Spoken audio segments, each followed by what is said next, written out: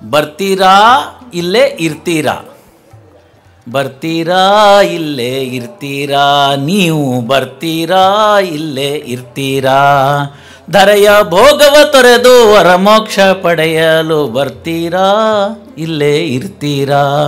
ಬರ್ತೀವಿ ಅಂದರೆ ಗವಿಸಿದ್ದೇಶ್ವರನ ಹತ್ರ ಬನ್ನಿರಿ, ಕರ್ಕೊಂಡೋಗ್ತೀವಿ. ನಮ್ಮ ಟ್ರೈನಲ್ಲಿ ಸೀಟ್ ಇಲ್ಲ ಅನ್ನೋಂಗಿಲ್ಲ. ನಮ್ಮ ಫ್ಲೈಟು ಎಷ್ಟು ದೊಡ್ಡದು ಅಂತಂತಂದರೆ ಆಗಿನ ರಾಮಾಯಣವನ್ನು ಜ್ಞಾಪನ ಮಾಡ್ತಕ್ಕಂತಹ ಪುಷ್ಪಕ ವಿಮಾನ. ಇಲ್ಲಿ ಬಂದವ್ರಿಗೆಲ್ಲರಿಗೂ ಸೀಟಿದೆ. ಅದಕ್ಕೆ ಅನ್ನಮಯ ಕೋಶವನ್ನು ಮಾಡೋದಕ್ಕೋಸ್ಕರ ಕೆಳಗಡೆ ಇಲ್ಲಿ ಗವಿ, ಅಲ್ಲಿ ಕೆಳಗಡೆ ಸವಿ.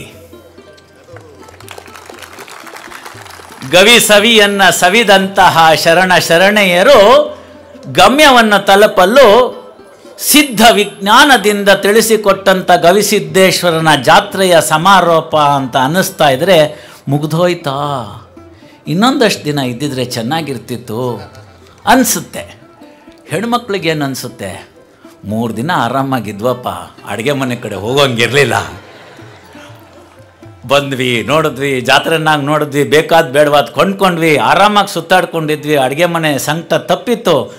ಹಾಕ್ಸಿದ್ರು ಪ್ರಸಾದ, ಅದಿನ್ನೇನು 14 ಲಕ್ಷ ಜಿಲೇಬಿ, 5 ಲಕ್ಷ ಮಿರ್ಚಿ, ರೊಟ್ಟಿ, ಅಯ್ಯೋ 1-2 ಸಿದ್ದೇಶ್ವರನ ಜಾತ್ರೆ ಪ್ರಸಾದ ಅಂತಂದರೆ ವರ್ಷಕ್ಕಾಗೋಷ್ಟು ಹೊಟ್ಟೆ ತುಂಬೋಯ್ತು ಅಂತಂತ ಮುಗ್ದೋಯ್ತಾ ಅನ್ನಿಸ್ತು.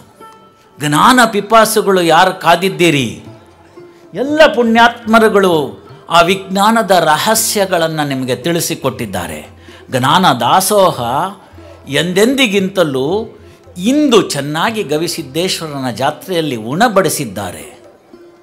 ತ್ರಿಕರಣ ಶುದ್ಧಿಯಿಂದ ಆಗಬೇಕು ಅಂತ. ಶರಣೆ ಐದಕ್ಕಿ ಮಾರಮ್ಮನ ಒಂದು ವಿಚಾರ ನನ್ನ ಗಮನಕ್ಕೆ ಬರ್ತಾ ಇದೆ. ಅಂದಿನ ಬಸವಣ್ಣನವರ ಅನುಭವ ಮಂಟಪದಲ್ಲಿ ಅವರವರು ಮಾಡ್ತಕ್ಕಂಥ ಕೆಲಸಕ್ಕೆ ಅನುಗುಣವಾಗಿ ಅವರವರಿಗೆ ಸಿಗ್ತಕ್ಕಂಥ ಊಟವನ್ನು ತಯಾರು ಮಾಡಿದರು ಅಂತ ನಮಗೆ ಇತಿಹಾಸ ತಿಳಿಸ್ಕೊಡುತ್ತೆ. ಐದಕ್ಕಿ ಮಾರಮ್ಮನ ಮನೆಯಲ್ಲಿ ಅವನ ಯಜಮಾನನಿಗೆ ಕೊಟ್ಟಿದ್ದಂಥ ಕೆಲಸ ಅವನ 4-6 ಬೀದಿಗಳನ್ನು ಸ್ವಚ್ಛ ಮಾಡುವುದು. ಈಗಿನ ಕಾಲದ ಥರ ಕ್ಲೀನ್ಡ್ ರೈಸು, ಕ್ಲೀನ್ಡ್ ಧಾನ್ಯಗಳು ಸಿಗ್ತಿರಲಿಲ್ಲ. ಕಸ ಕಡ್ಡಿಗೆ ಸಮೇತ ಈ ಸಂಕ್ರಾಂತಿನಲ್ಲಿ ಒಟ್ಟು ಮಾಡ್ದಂಗೆ ಬಂದಾಗ ಧೂಳು ಪಾಳು ಇರ್ತಿತ್ತು. ಅದನ್ನೆಲ್ಲ ಹೆಣ್ಮಕ್ಳು ಕೂತ್ಕೊಂಡು ಆರಿಸ್ಬೇಕಾಗಿತ್ತು. ಅಕ್ಕಿ ಆರಿಸ್ಬೇಕು, ಜೋಳ ಆರಿಸ್ಬೇಕು, ಗೋಧಿ ಆರಿಸ್ಬೇಕು, ಕಸ ಕಡ್ಡಿನ ತೆಗೆದು ಹೊರಗಡೆ ಹಾಕಬೇಕು. ಇಂಥ ಸಂದರ್ಭದಲ್ಲಿ ಹಾಗೂ ಹೀಗೂ 4 ಕಾಳು ಹೊರಗಡೆ ಹೋಗಿರುತ್ತೆ. ಅದನ್ನು ಸ್ವಚ್ಛ ಮಾಡಿ ಅದನ್ನೆಲ್ಲ ತಗೊಂಡು ಬಂದು ತನ್ನ ಕಾಯಕದಿಂದ ಅವನು ಅದನ್ನು ಅರ್ಪಿಸಿ ಮಾಡಬೇಕಾಗಿದ್ದಂಥ ಕೆಲಸವನ್ನು ಆ ಐದಕ್ಕಿ ಮಾರಮ್ಮನ ಗಂಡನಿಗೆ ಕೊಟ್ಟಿರ್ತಾರೆ. ಒಂದು ದಿವಸ ಆ ಮಾರಮ್ಮನ ಯಜಮಾನರಿಗೆ ಅನಾರೋಗ್ಯ, ಜ್ವರ ಬಂದುಬಿಟ್ಟಿದೆ, ಎದ್ದು ಹೋಗ್ಲಿಕ್ಕೆ ಆಗೋದಿಲ್ಲ. ಅಂತಹ ಸಂದರ್ಭದಲ್ಲಿ ಆದಷ್ಟು ಸಣ್ಣ ಪುಟ್ಟ ಕೆಲಸ ಮಾಡ್ಕೊಂಡು ಬಂದುಬಿಡೋಣ ಅಂತ ಹೇಳಿ ಹೋಗ್ತಾನೆ. ಪುಣ್ಯಾತ್ಮರು ಯಾರೋ ಪಾಪ ಈ ಜ್ವರದಲ್ಲಿದ್ದಾನೆ ಬೇಡ ಅಂಥೇಳಿ ಮನೆ ಮುಂದೆ ಒಂದು ಅರ್ಧ kg ಅಷ್ಟು ಚೆಲ್ಬಿಟ್ಟಿರ್ತಾರೆ. ಹೋಗಲಿ ತೊಗೊಂಡೋಗ್ಲಿ ಪಾಪ ಜ್ವರದಲ್ಲಿದ್ದಾನೆ ಅಂತ. ಇವನು ಅಲ್ಲಿ 4 ಬೀದಿ ಗುಡಿಸ್ಬೇಕಾಗಿತ್ತು. ಅದಕ್ಕೊಂದು ಸಮಯ ತಗೊಳ್ತಿತ್ತು. ಮಾರಮ್ಮಂಗೆ ಗೊತ್ತಿತ್ತು ಇಷ್ಟೊತ್ತಾಗತ್ತೆ ನಮ್ಮ ಯಜಮಾನರು ಹೋದರೆ ವಾಪಸ್ ಬರೋದು ಅಂತ. ಅವತ್ತು ಬೇಗ ಬಂದುಬಿಟ್ಟಿದ್ದಾರೆ, ಎಂದಿಗಿಂತ ಜಾಸ್ತಿ ತಂದುಬಿಟ್ಟಿದ್ದಾರೆ ಧಾನ್ಯನ. ಅವಳು ಮನಸ್ಸಿಗೆ ಅನಿಸುತ್ತೆ ಇವನೇನೋ ಮಾಡಿದಾನೆ ಇವತ್ತು ಚೇಷ್ಟೆ ಅಂತ. ಎಲ್ಲ ಶರಣೆಯರಿಗೆ ಇದೊಂದು ಕಿವಿ ಮಾತಾಗಬೇಕಮ್ಮ, ಎಲ್ಲ ಶರಣೆಯರಿಗೆ ಇದು ಕಿವಿ ಮಾತಾಗಬೇಕು. ನಿಮ್ಮ ಯಜಮಾನರು ತಿಂಗಳಿಗೆ ಬರುವ ಪಗಾರವನ್ನು ಬಿಟ್ಟು ಹೆಚ್ಚಿನದ್ದನ್ನೇನಾದರೂ ತಂದಿದ್ದಾರೆ ಅಂದರೆ ವಾಪಸ್ ಕಳಿಸಿ. ಎಲ್ಲಿಂದ ಬಂತು ಅಂತ ಪ್ರಶ್ನೆ ಮಾಡಿ. ನನ್ನ ಒಂದು ತಮಗೆ ಕೊಡ್ತಕ್ಕಂಥ ಪ್ರಾಮಿಸ್, 5 ವರ್ಷಗಳ ಕಾಲ ಇದು ನಡೆದು ಬಿಟ್ರೆ ಪ್ರಿವೆನ್ಷನ್ ಆಫ್ ಕರಪ್ಷನ್ ಆ್ಯಕ್ಟ್ ಅಂತೇನು ಕಾಯ್ದೆ ಇದೆ, ಭ್ರಷ್ಟಾಚಾರ ನಿಯಂತ್ರಣ ಕಾಯ್ದೆ ಅಂತ, ಅದನ್ನು ಕಿತ್ತು ಬಿಸಾಕ್ಬೋದು.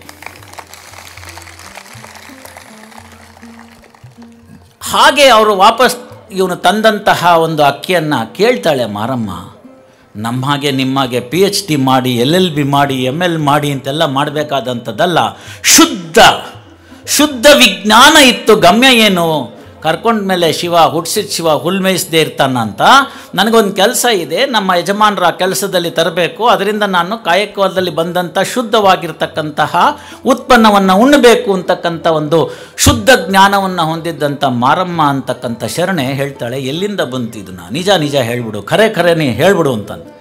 ಅವ ಹೇಳ್ತಾನೆ, ನಾನು ಎಲ್ಲಿಂದನೂ ಕದಿಲಿಲ್ವೇ, ಇಂಥವ್ರ ಮನೆ ಮುಂದೆ ಹೋಗಿದ್ದೆ, ಅವ್ರ ಮನೆ ಮುಂದೆ ಸಿಕ್ತು, ಬೇಕಾದ್ರೆ ನೀ ಹೋಗಿ ಕೇಳು ಅಂತ. ಒಪ್ತಾಳೆ ಮಾತನ್ನ, ಗಂಡನ ಮಾತನ್ನ ಒಪ್ತಾಳೆ.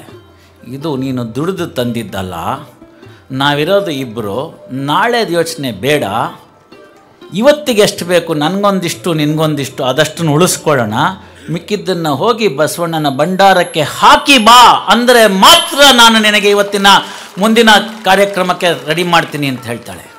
ಹಾಗೆ ತಂದಂತಹ ಕಾಯಕದಿಂದ ಬಂದಂತಹ ಆ ಧಾನ್ಯದಿಂದ ಅಡುಗೆಯನ್ನು ಮಾಡಿ ಅವತ್ತಿನ ದಿನ ವಂಚಿತರಾದಂತಹ ಯಾರಾದರೂ ಬರುವರ ಅಂತ ಕಾದು ಯಾರೂ ಬರದಿದ್ದ ಪಕ್ಷಕ್ಕೆ ಪ್ರಾಣಿ ಪಕ್ಷಿಗಳಿಗೆ ಇಡ್ತಕ್ಕಂಥದ್ದಕ್ಕೆ ದಾಸೋಹ ಅಂತ ಕರೆದರು. ಅಲ್ಲಿಗೇನಾಯಿತು, ದ್ರಾಕ್ಷಿ ಗೋಡಂಬಿ ಎಲ್ಲ ಹಾಕಿ ನಿಮ್ಮ ಮನೆಗೆ ಪಾಯಸ ಮಾಡ್ರಿ, ತಿನ್ನಕ್ಕೆ ಮುಂಚೆ ಯಾರಿಗಾರು ಒಬ್ಬರು ಕೊಟ್ಟು ತಿನ್ನಿರಿ ಅಂತಂದರು.